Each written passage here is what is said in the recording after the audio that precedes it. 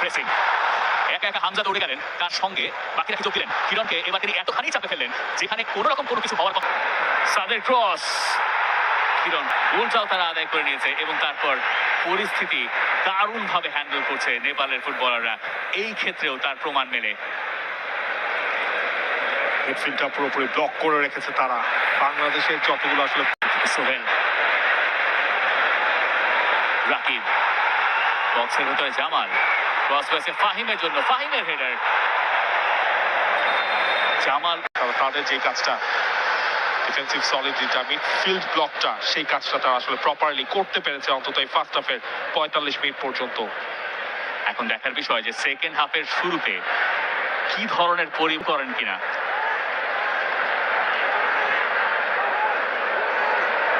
Switch করে ডান দিক দিয়ে নেপাল আক্রমণে।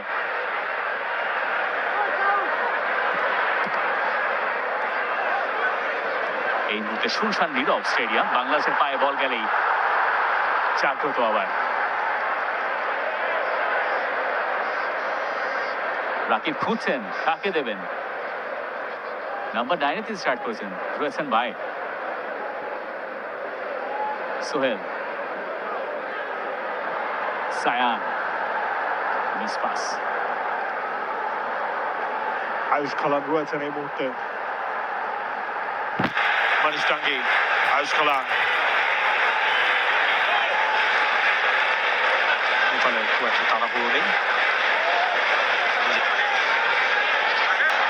প্রেসিং দেখুন, প্রেসিং একা একা হামজা দৌড়ে গেলেন, তার সঙ্গে বাকিরা কি যোগ দিলেন। কিরণকে এবার তিনি এতখানি চাপে ফেললেন যেখানে কোন রকম কোটা বাংলাদেশের ছিল না, সেটা বাংলাদেশের পক্ষে গেল।